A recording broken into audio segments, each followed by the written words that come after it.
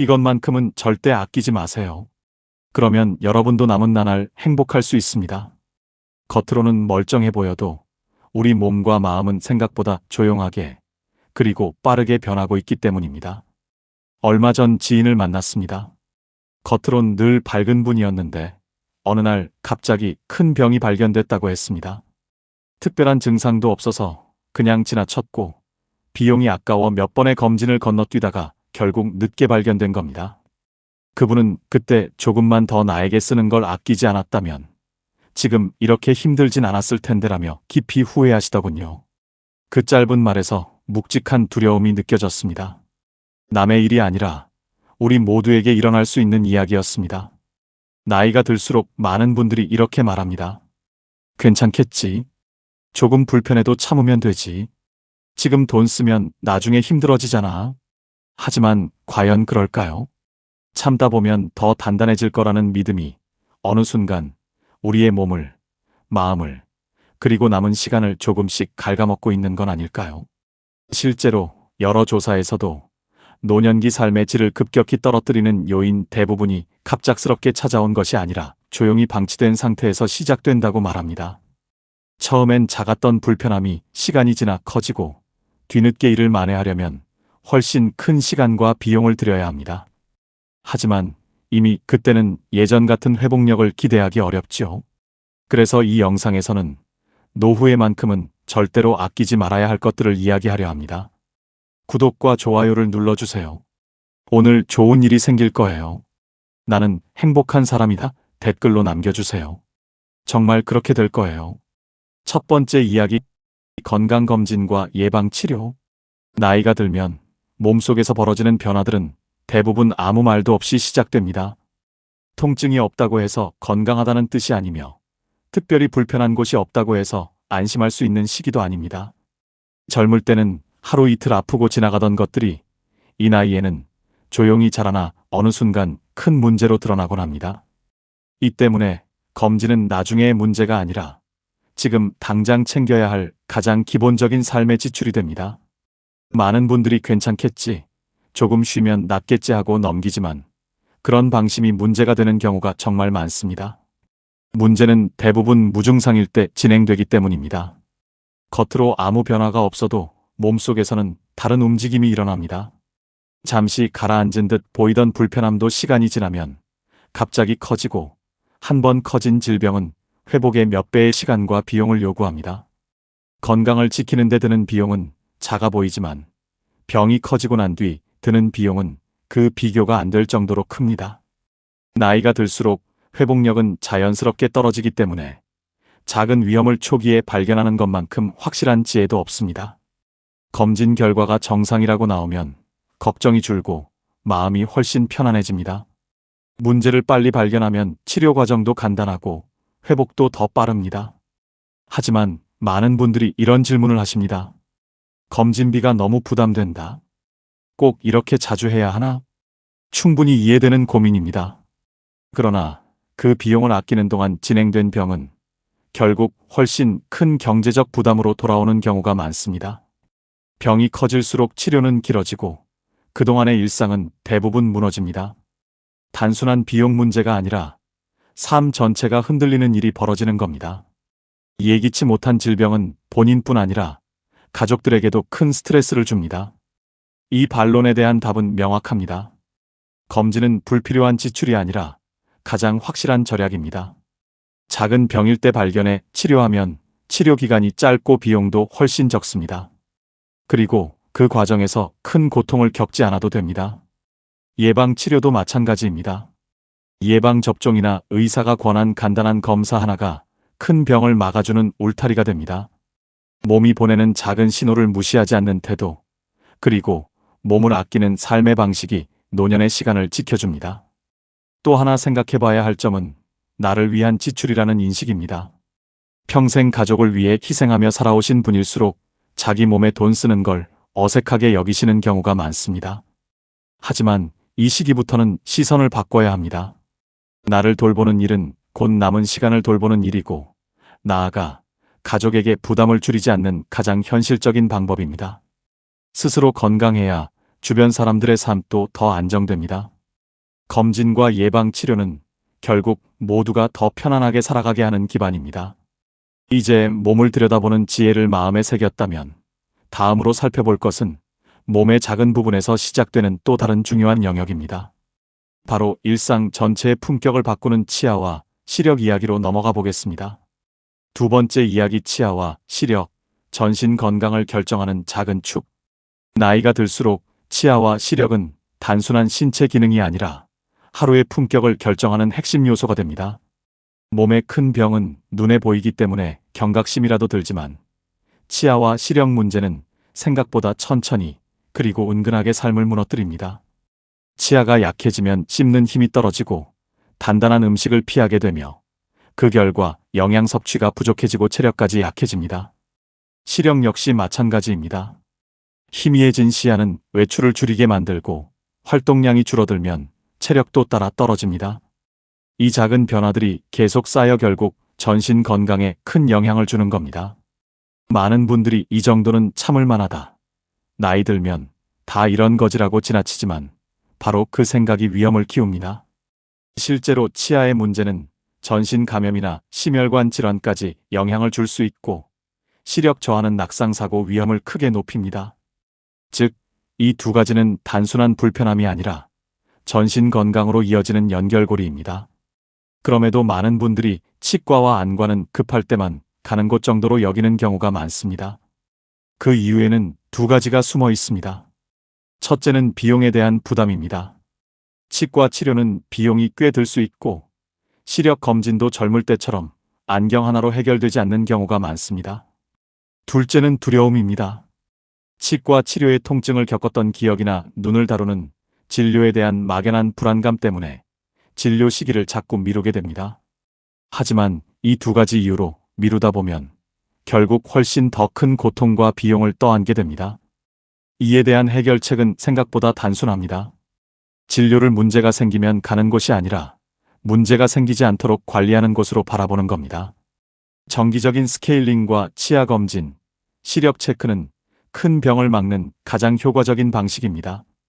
특히 치아 문제는 초기에 발견하면 간단한 치료로 끝나지만 미루면 신경치료나 발치까지 이어지며 회복 기간과 비용이 몇 배로 늘어납니다. 시력도 마찬가지로 초기 백내장이나 녹내장은 발견 시점에 따라 치료 결과가 극명하게 달라집니다. 그래도 비용이 아깝다는 반론이 나올 수 있습니다. 충분히 이해됩니다. 하지만 장기적으로 보면 이 지출은 투자입니다. 치아와 시력을 지키면 음식 섭취가 좋아지고 몸의 활력이 살아납니다. 외출이 자연스럽고 사회적 관계가 유지되며 우울감도 줄어듭니다. 이것이 곧 노년기 삶의 질을 유지하는 가장 직접적인 방법입니다. 비용을 아끼려다 식사 한 번, 외출 한 번을 잃어버리는 쪽이 더 큰 손해입니다. 시간이 흐르면 결국 알게 됩니다. 작은 관리 하나가 마음과 몸의 무게를 크게 바꾼다는 사실을요. 추가로 기억해야 할 점은 치아와 시력의 변화는 작은 불편함으로 시작되지만 이 작은 불편함이 밖으로 향하는 마음을 가장 먼저 막아버린다는 것입니다. 바깥 세상과의 연결은 노년기의 활력 그 자체인데 이 연결을 잃으면 마음이 빠르게 다칩니다. 결국 이것은 전신 건강뿐 아니라 정신 건강의 문제로 이어집니다. 치아와 시력을 챙기는 일은 번거로움도 있고 비용도 들지만 그만큼 삶의 발길을 되살리는 가장 확실한 방법입니다. 작은 관리가 인생 후반부의 큰 무대를 밝히는 조명이 됩니다. 이제 몸의 작은 부분에서 시작되는 변화들을 살펴봤다면 다음은 하루 3번, 평생을 함께한 또 하나의 중요한 주제로 넘어가 보겠습니다.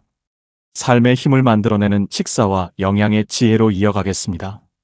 세 번째 이야기, 식사와 영양, 몸과 마음을 다시 세우는 가장 기본의 힘. 식사는 단순히 배를 채우는 행동이 아닙니다. 나이가 들수록 음식은 곧 몸의 힘이 되고 마음의 온기가 되며 삶의 속도를 결정하는 중요한 요소가 됩니다. 젊을 때처럼 아무거나 먹어도 버틸 수 있는 시기는 지나갔습니다. 이 시기에는 먹는 것이 곧 건강을 결정하고 식습관이 하루 전체의 컨디션과 기력을 좌우합니다. 그래서 식비를 줄이는 선택은 겉보기엔 절약 같지만 실제로는 가장 위험한 절약이 됩니다. 많은 분들이 이렇게 말합니다. 나이 들어선 많이 먹어봤자 소화도 잘 안 되니까 적당히 먹으면 되지. 하지만 중요한 건 양이 아니라 질입니다. 영양이 부족하면 근육이 빠지고 면역력이 약해지며 작은 충격에도 쉽게 다칠 수 있습니다. 특히 단백질과 제철 채소, 과일은 노년기 건강을 지탱하는 기둥 같은 존재입니다. 근육량이 유지되면 걷는 속도, 균형 감각, 일상적인 활동이 자연스럽게 살아납니다. 작은 불편을 스스로 해결할 수 있고 자존감도 높아집니다. 또 한 가지 중요한 사실이 있습니다. 나이가 들어도 맛을 느끼는 감각은 오래 유지됩니다. 그래서 좋은 음식을 먹는 경험이 몸뿐만 아니라 마음의 활력도 함께 깨워줍니다. 좋아하는 음식을 한 끼 정성스럽게 차려 먹는 일은 단순한 식사가 아니라 스스로를 대하는 태도입니다. 그 한 끼가 하루의 기분을 바꾸고 다시 움직이게 만드는 힘이 됩니다. 그럼에도 여전히 많은 분들은 식비를 가장 먼저 줄입니다. 나 혼자 먹는데 뭐 이렇게 챙겨 먹어. 아껴야 돼. 늙어서 돈 없으면 더 힘들어. 이런 말 속에는 경제적인 걱정뿐 아니라 자신을 덜 소중한 존재로 대하는 마음이 숨어 있습니다. 하지만 음식을 줄인다고 해서 미래가 더 안전해지는 건 아닙니다. 오히려 영양이 부족해지면 병원비가 더 들고 회복 시간도 오래 걸립니다. 결국 더 많은 지출과 더 큰 고생으로 이어집니다. 식비를 아끼는 일이 오히려 가장 비싼 선택이 되는 셈입니다. 여기에 대한 해결책은 명확합니다. 많이 먹을 필요는 없지만 제대로 먹어야 합니다. 적당한 양의 단백질, 제철 채소, 과일을 중심으로 식단을 구성하고 너무 짜거나 자극적인 음식은 줄이는 것이 좋습니다. 매일 크게 달라질 필요도 없습니다. 작게 바꾸되 꾸준히 유지하는 것이 중요합니다. 좋은 재료로 만든 한 끼는 약을 먹는 것보다 더 강력한 예방이 됩니다. 몸은 그 변화를 가장 먼저 알아차리고 마음은 그 따뜻함을 기억합니다. 물론 이런 말에 대한 흔한 반론도 있습니다. 나 하나 먹으려고 이것저것 챙기면 귀찮다? 괜찮아. 그냥 대충 먹어도 버틸 수 있어. 하지만 이 시기엔 버티는 살보다 견고하게 쌓는 삶이 더 필요합니다. 음식을 챙겨 먹는 일은 귀찮음이 아니라 앞으로의 시간을 지키는 지혜입니다. 내가 나를 어떻게 대하는지 보여주는 가장 기본적인 표현이기도 합니다. 음식은 몸을 살리고 마음을 살리는 가장 단순하지만 확실한 투자입니다. 한 끼를 소홀히 한다는 것은 하루를 소홀히 하는 것이고 하루를 소홀히 하면 결국 산 전체가 무거워집니다. 반대로 한 끼를 잘 챙기기 시작하면 체력이 살아나고 표정이 밝아지고 외출과 관계도 자연스럽게 더 편안해집니다. 몸에 필요한 힘을 채웠다면 이제 다음은 몸이 쉬고 회복되는 공간에 대한 이야기로 넘어갈 차례입니다. 다음 본론에서는 노년기에 절대 아껴선 안 되는 또 하나의 영역, 바로 편안함에 대한 투자로 이어가겠습니다. 네 번째 이야기, 편안함에 대한 투자는 사치가 아니라 몸을 지키는 기술. 평생을 살아오며 우리는 참는 법을 먼저 배웠습니다. 불편한 자리도, 차가운 방도, 몸에 맞지 않는 침대도 그냥 그러려니 하고 넘기며 버텨왔습니다. 젊을 때에는 이런 참음이 어느 정도 가능했습니다. 몸이 금방 회복했고 조금 불편해도 기운이 금세 돌아왔으니까요. 그러나 세월이 흐르면 상황이 달라집니다. 이 시기에 몸은 예전과 비교할 수 없을 만큼 느리고 예민해지고 작은 불편도 회복에 큰 부담이 됩니다. 그래서 노년기의 편안함은 사치가 아니라 건강을 지키는 가장 현실적인 방식이 됩니다. 실제로 많은 분들이 오래된 침대에서 여전히 잠을 자고 허리가 아파도 그냥 원래 그런가 보다 하고 넘깁니다. 하지만 몸은 정확하게 기억합니다. 좋지 않은 매트리스는 척추에 부담을 주고 깊은 잠을 방해하며 어깨와 허리에 무게를 쌓습니다. 이런 피로가 쌓이면 기력이 떨어지고 낮 동안의 움직임이 둔해집니다. 결국 몸은 더 쉽게 아프고 회복은 더 오래 걸립니다. 의자도 마찬가지입니다. 집에서 하루 종일 머무는 시간이 길어질수록 앉아있는 자세가 몸 전체를 좌우합니다. 몸에 맞지 않는 의자는 고개를 앞으로 내밀게 만들고 허리를 구부정하게 하고 무릎에 부담을 줍니다. 이런 작은 자세 변화가 하루 이틀은 괜찮아도 몇 달, 몇 년 쌓이면 몸의 균형을 무너뜨리는 원인이 됩니다. 문제는 많은 분들이 이렇게 말한다는 점입니다. 이 나이에 뭘 새로 사? 그냥 있는 걸로도 충분하지. 어차피 금방 갈 사람인데 사치 아닌가. 이 말 속에는 평생 가족을 위해 절약하며 살아온 마음이 그대로 담겨 있습니다. 하지만 지금은 그 마음을 조금 바꿔야 하는 시기입니다. 편안함은 나태함이 아니라 자기 몸을 존중하는 태도입니다. 그리고 나이가 들수록 몸을 존중하는 태도가 하루의 생기를 결정합니다. 추위를 참는 습관도 위험합니다.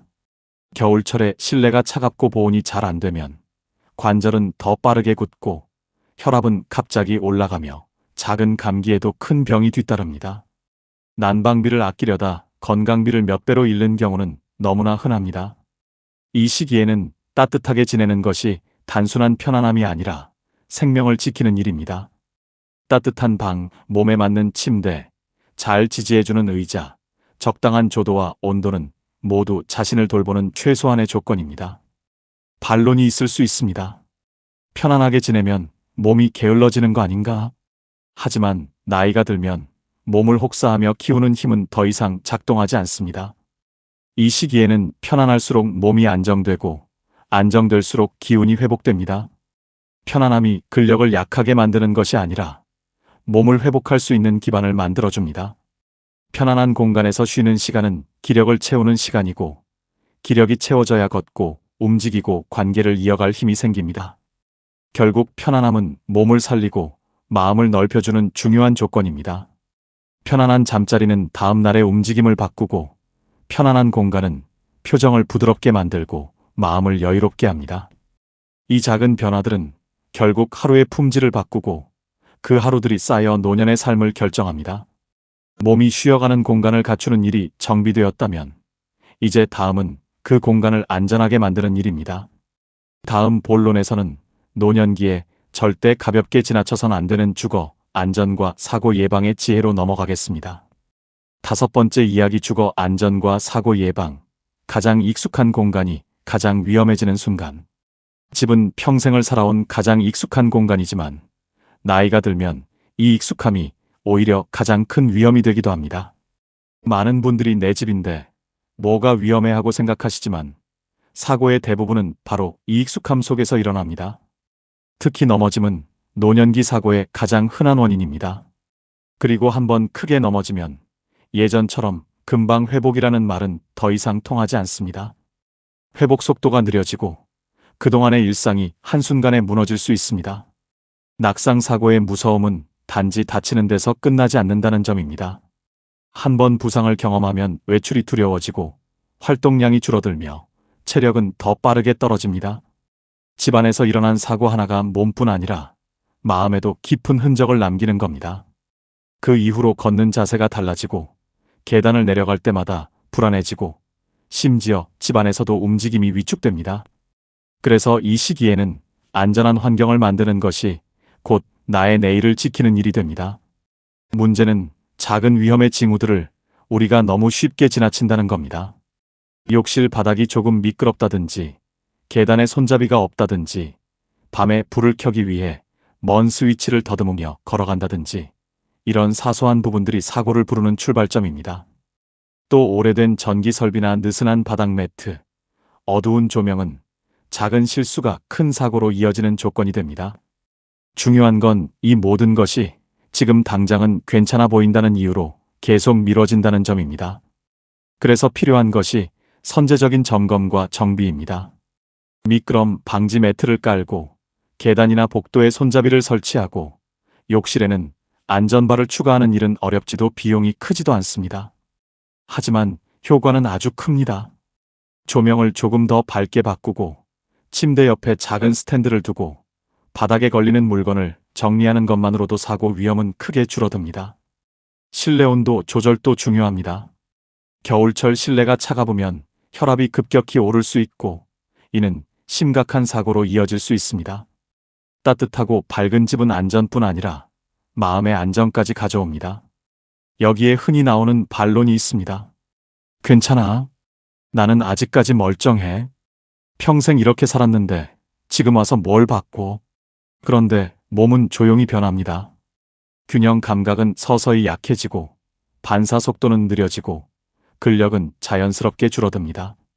이 변화는 어느 날 갑자기 찾아오는 것이 아니라 천천히 진행되다가 어느 순간 큰 사고를 불러옵니다. 그래서 변화를 빨리 인정하는 것이 지혜입니다.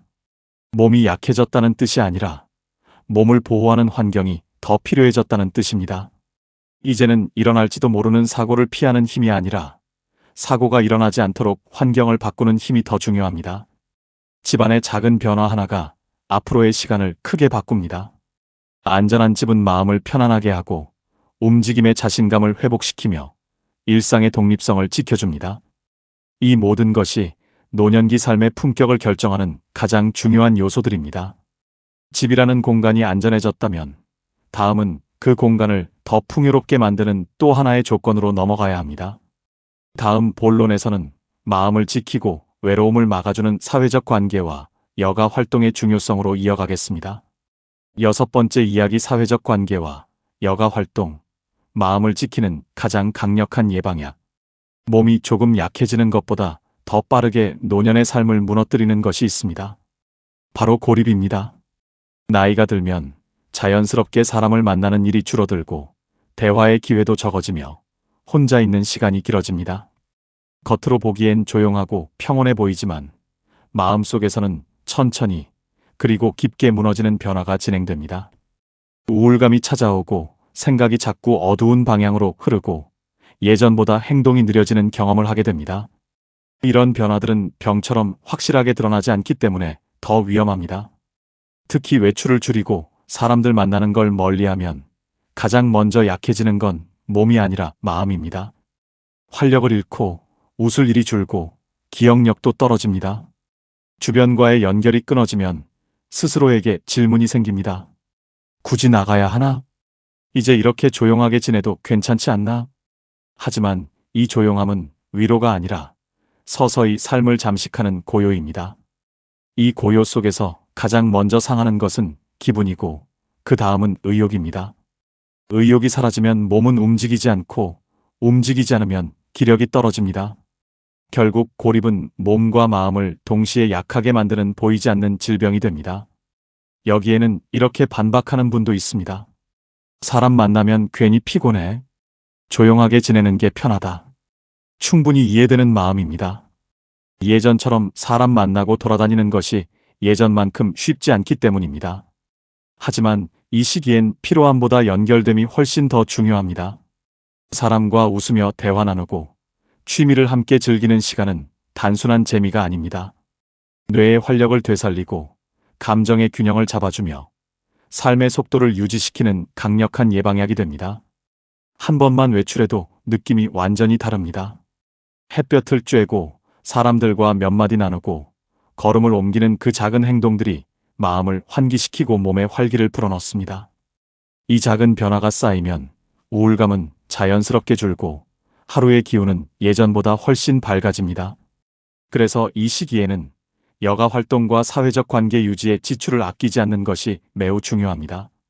복지관 프로그램, 동네 모임, 취미 수업, 친구와의 약속은 모두 나를 지키는 투자입니다. 교통비, 회비, 간단한 외식비가 아까워서 관계를 줄이다 보면 결국 마음의 건강이 먼저 무너지고 그 무너진 마음이 몸까지 약하게 만듭니다. 작은 비용을 아끼는 대신 하루의 행복을 잃는 것은 결코 현명한 선택이 아닙니다. 해결책은 거창하지 않습니다. 너무 멀리 갈 필요도 없고 큰 모임을 만들 필요도 없습니다.